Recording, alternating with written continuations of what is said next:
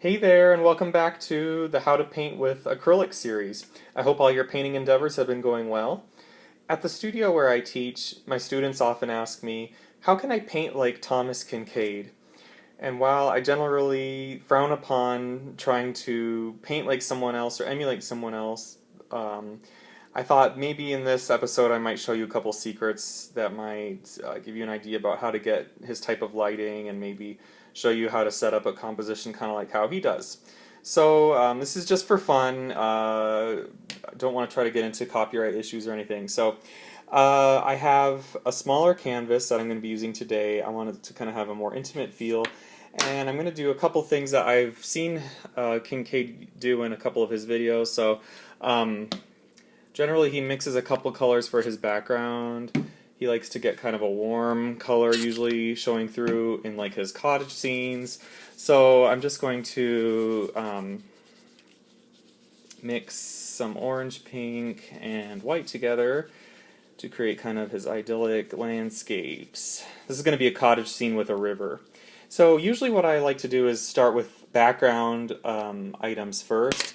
So I'm going to have a couple gently rolling hills in the background. This is going to be kind of another one of those misty scenes.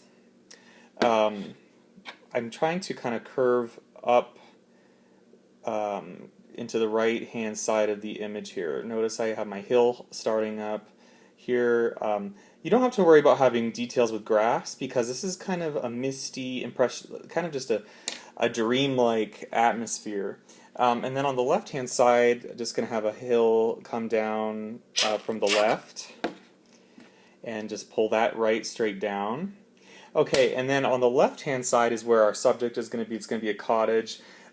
Notice that I'm working with this this left hand third here. I'm going to draw a straight line down showing you where that third is. On this left hand side is where I'm going to have the cottage of the scene going to be.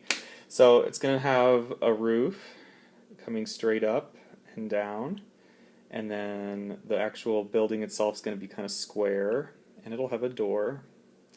And then we need to fill that in a little bit, so I'm just going to grab and push, and watch how I do this. I go to the edge of the cottage and I grab and push. Just grab and push. And that's how you fill in the scene. And you can do it on the other side. Just grab and push. Just grab and push.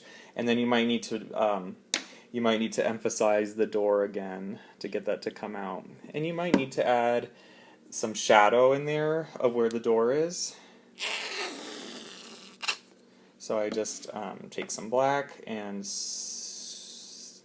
do you notice how there's like the crease of the door and comes over and down because your light source is coming from this direction. So you want to have the door be that was a little bit too much there. I might need to get rid of just a little bit. And the cool thing about painting is you can always kind of go back and fix what you're doing. So I still have that outline of the door there. Okay.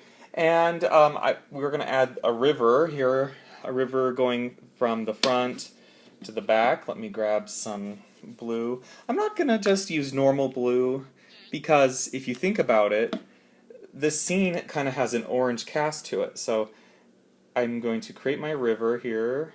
Notice how the brush is fanning out. This is a good technique to create a wide width, and notice how there's a beautiful stream of color going through here because of my brush fanning out. It's able to cover a large surface area.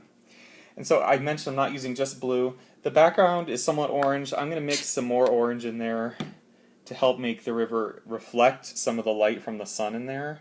And you can kind of, I call this the dustpan move. You can kind of go back and forth with your dustpan. Look at how beautiful those colors have mixed together, creating that river. And it has blue in it. It's way more than just a plain old blue river. Okay, and so down here we can add a couple of rocks. Usually I like to use black for my boulders. I'm just going to dab. I'm going to hold the brush way at the end, and even just use my thumb and index finger to lift and dab, lift and dab, lift and dab, lift, dab. And notice how it's kind of creating a really cool rock effect. And then, of course, any Thomas Kinkade picture wouldn't be complete without a chimney. and then some smoke coming out of the chimney, kind of over the landscape. And you can kind of blend that in a little bit better. There you go. And I did have this mark where I showed where the thirds were, so I'm going to kind of get rid of that so it's not as distracting in the picture. Alright, and that's kind of like how a painting by Thomas Kinkade would work. Some people like to add kind of firefly effects, so I'm going to add some yellow, not directly on the canvas, but onto the paintbrush. And then to add my fireflies. It's similar to how I do stars, but just tap and creates your fireflies in the scene. Alright, so I highly encourage you to be your own artist. Try not to copy anyone else. So just for this video only, I'm showing you how to kind of create something that looks like Thomas Kinkade, and who knows, maybe I'll throw this away so that I don't get in trouble with something that looks too much like his work. In fact, I should probably sign it so that people don't think I'm trying to copy someone, so I'm blatantly stating down here that I did it. Alright, and thank you so much for watching. Please be sure to rate and subscribe and comment, and I look forward to seeing some of your results of creating an image reminiscent of Thomas Kinkade. Thanks, and talk to you later. Bye.